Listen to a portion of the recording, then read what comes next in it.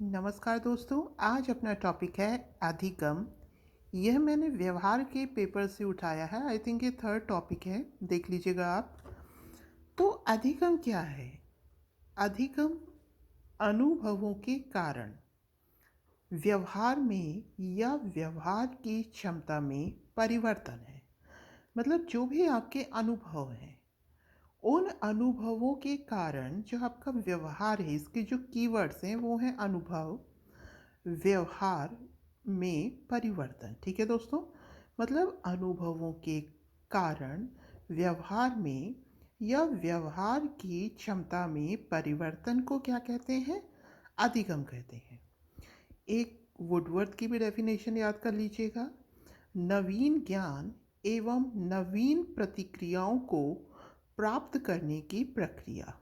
ठीक है दोस्तों, अधिगम कर रहे हैं मतलब आप किसी भी कोई भी नया ज्ञान या जो भी नई प्रतिक्रियाएं हैं जो आपने किससे ग्रहण करी हैं, अनुभवों से। तो ये लिखना नहीं है, बस इससे हम लिंक कर रहे हैं। तो लिखना केवल यही है, नवीन ज्ञान तथा नवीन प्रतिक्रियाओं को प्राप्त करने की प्रक्रिया क्या है? अधिगम। ये किसने कहा? वुडवर्थ ने।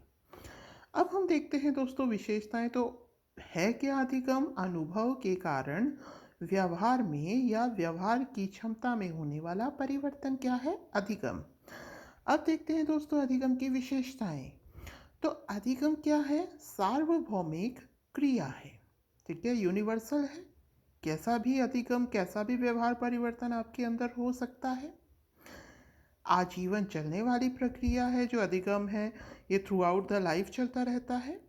यह व्यवहार में परिवर्तन है। ये तो हमने कीवर्ड में ही देखा था कि अधिगम क्या है। अधिगम एक्चुअल में व्यवहार में परिवर्तन है। इसके अलावा दोस्तों जो अधिगम है वो खोज करने की प्रक्रिया भी है। आप अधिगम लर्निंग कर रहे हैं, आप कोई भी खोज करेंगे तो खोज करने की प्रक्रिया क्या है दोस्तों? अधिगम है। तो यह सार्वभौमिक क्रिया है, आजीवन चलती रहती है अधिगम की प्रक्रिया। यह व्यवहार में परिवर्तन है, खोज करने की प्रक्रिया है, यह विकास की भी प्रक्रिया है। निरंतर अधिगम से क्या होता है दोस्तों? विकास होता है। जो अधिगम है यह एक उद्देश्यपूर्ण क्रिया है। इससे नई परिस्थितियों से अनुकूलन संभव हो जाता है। यह समायोजन में भी सहायक होती है। ठीक है दोस्तों, यह समायोजन में भी सहायक होती है। अधिगम जो है वो समायोजन में भी सहायक होता है। आगे चलते हैं दोस्तों, तो दोबारा देख लीजिए अगर देखना है तो इसकी विशेषताएं। ये सार्वभौमिक क्रिया है, यह आजीवन चलती रहती है, ये व्यवहार में परिवर्तन से संबंधित है, ये खोज करने की भी प्रक्रिया मानी जाती है, यह विकास की प्रक्रिया है, यह उद्देश्यपूर्ण है। मतलब अधिगम का जो भी आप चेंज ला रहे हैं अपने व्यवहार में, वो एक उद्देश्यपूर्ण क्रिया है। नई परिस्थितियों से अनुकूलन करने में सिंपल है। ये अधिगम के द्वारा हम किसी भी नई परिस्थिति में अनुकूलन इजी वे में कर सकते हैं और इजी वे में समायोजन कर सकते हैं। आगे चलते हैं दोस्तों, आगे हम देखते हैं कि अधिगम को प्रभावित करने वाले कारक क्या हैं। तो इसमें सबसे पहले है वातावरण। मतलब जो हमारे चारों तरफ का जो माहौल है, जो इन्वायरमेंट है, वो भी हमारी लर्निंग कैपेसिटी को, जो अधिगम है, उसको प्रभावित करता है।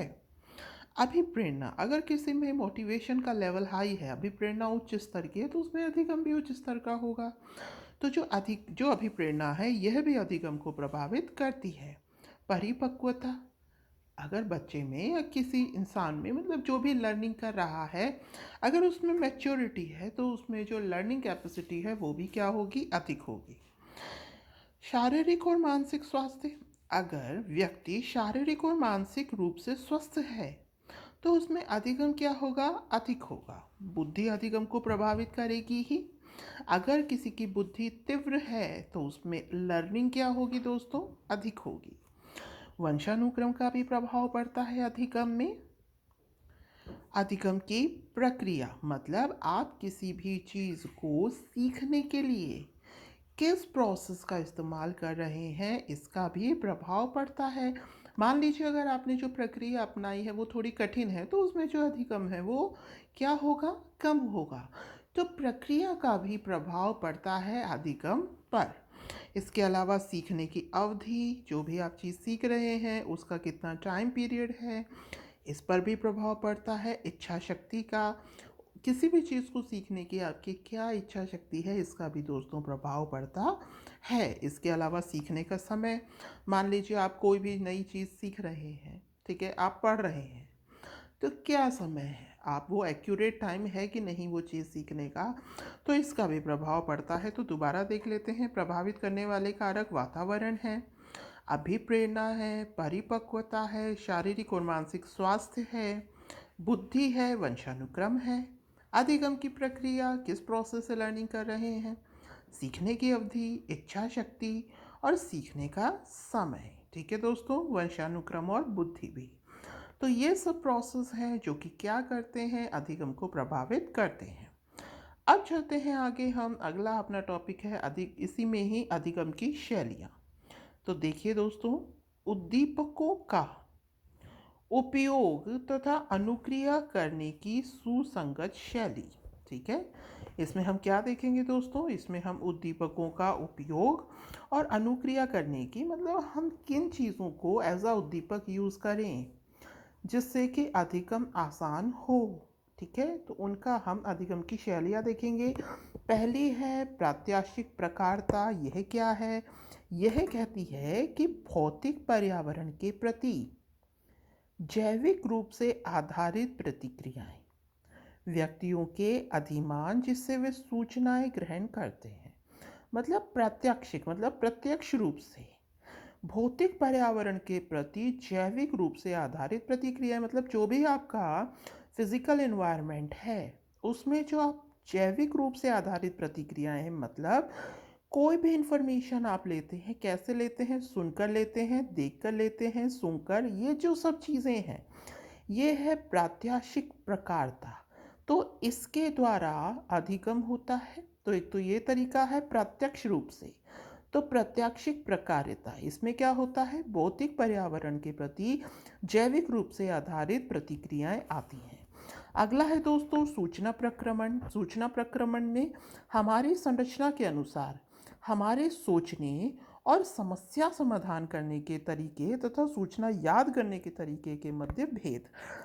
मतलब जो हमारी संरचना है, हमारी संरचना के अनुसार जो भी हम चीज़ सोच रहे हैं और समस्या समाधान कर रहे हैं, उसके तरीके या सूचना याद करने के तरीके के मध्य जो भेद होता है, दैट इज सूचना प्रक्रमण। तो एक तो है अधिगम की शैलियाँ प्रत्यक्ष रूप से, एक है सूचना। ठीक है, मतलब हम जो चीज़ सोच रहे हैं और जो हमारा समस्या समाधान करने का तरीका है और तथा जो सूचना याद करने का तरीका है, इसके मध्य जो भी भेद है, ये है सूचना प्रक्रमण।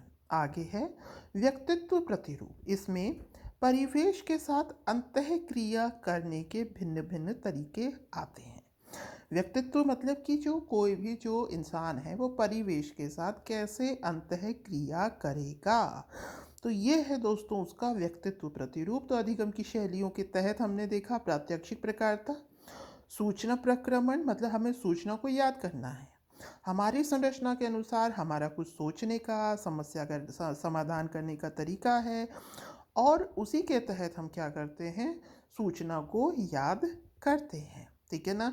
तो इसमें जो मतलब कि हर इंसान का अपना अपना सोचने का तरीका है, वो सूचना को कैसे ग्रहण करता है।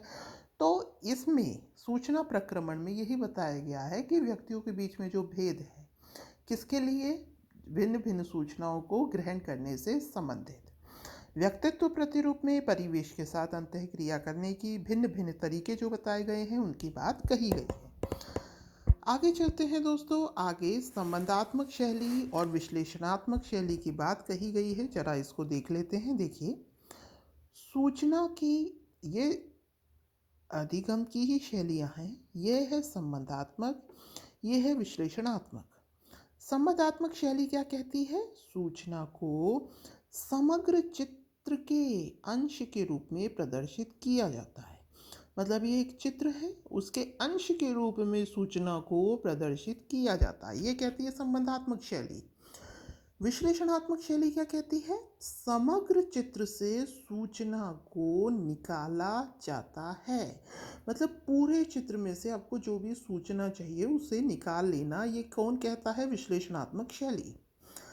संबंधात्मक शैली अंतर्ज्ञानात्मक चिंतन की बात करती है और विश्लेषणात्मक शैली अनुक्रमिक चिंतन की बात करती है।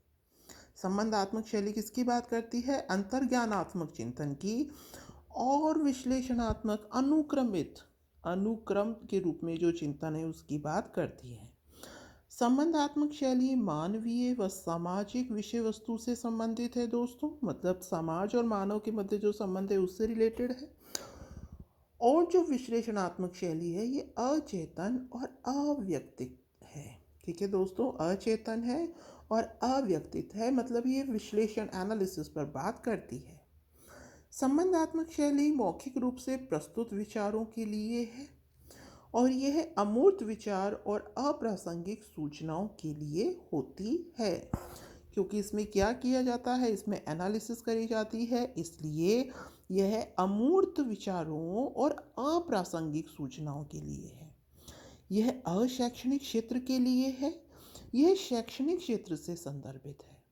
यह उद्दीपित ना करने वाले कार्य से अलग हटने से संबंधित है। यह उद्दीपित ना करने वाले कार्य में भी लगे रहने से संबंधित है। दोबारा देखते हैं दोस्तों, देखिए संबंधात्मक शैली की बात कर रहे हैं तो संबंधात्मक शैली सूचना को समग्र चित्त के अंश के रूप में प्रदर्शित करती है। ये संबंध बताती है कि समग्र चित्र का ये जो अंश है ये इस चित्र का है, मतलब संबंध बता रही है।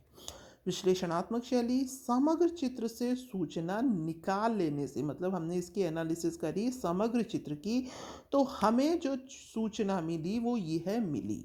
तो एनालिसिस कर कर हमने समग्र चित्र से सूचना निकाल ली, इसलिए ये क्या है? विश्लेषणात्मक शैली है। ठीक है दोस्तों, तो सूचना का समग्र चित्र के अंश के रूप में जो व्यक्त किया है वो है संबंधात्मक शैली और सूचना निकाल लेना है विश्लेषणात्मक शैली। यह अंतर्ज्ञानात्मक चिंतन की बात करता है। इसके तहत कौन सा चिंतन शामिल है दोस्तों? अंतर्ज्ञानात्मक। ठीक है, तो आप संबंध क्या निकालेंगे? संबंधात्मक है नाम से देखिए, तो अगर आपको जो समग्र चित्र और अंश है उसका अंतर्ज्ञान होगा तभी आप उसमें संबंधात्मक शैली की बात करेंगे। इसलिए ये किसकी बात करती है दोस्तों? अंतर्ज्ञानात्मक चिंतन की। वहीं जो विश्लेषणात्मक शैली है ये किसकी बात करती है दोस्तों? एनालिसिस कर रही है। तो एनालिसिस जो है वो एक के बाद एक होती है, इसलिए ये कौन से चिंतन की बात करती है? यह करती है अनुक्रमिक चिंतन की बात। मानवीय और सामाजिक विषय वस्तु से संबंधित है। जो संबंधात्मक शैली है मानवीय और सामाजिक विषय वस्तु से संबंधित है। यह अचेतन और अव्यक्तिक है। विश्लेषणात्मक यह मौखिक रूप से प्रस्तुत विचारों हेतु है। संबंध निकालना है मौखिक रूप से प्रस्तुत विचारों हेतु। यह अमूर्त विचारों और अप्रासंगिक सूचनाओं हेतु है। किसके लिए है? अमूर्त विचारों और अप्रासंगिक सूचनाओं हेतु। यह अशैक्षणिक क्षेत्र से संबंधित है। जो संबंधात्मक शैली है दोस्तों वो किससे संबंधित है? अशैक्षणिक क्षेत्र से संबंधित। और जो विश्लेषणात्मक शैली है ये दोस्तों किससे संबंधित है? शैक्षणिक संदर्भ से संबंधित। संबंधात्मक शैली में उद्दीपित ना करने वाले कार्य से अलग हटना है और विश्लेषणात्मक शैली में उद्दीपित ना करने वाले कार्य में भी लगे रहना है, क्योंकि इसमें हमें क्या करना है? एनालिसिस करनी है। और संबंधात्मक शैली में उद्दीपित ना करने वाले कार्य से हटना, ठीक है ना, ये किसके तहत है? संबंधात्मक शैली के तहत है। तो दोस्तों अभी हमने अधिगम को देखा। ठीक है, उम्मीद है आपको समझ में आया होगा। जैसा भी लगा हो प्लीज़ बताइएगा। अगले टॉपिक तक के लिए धन्यवाद and have a nice day.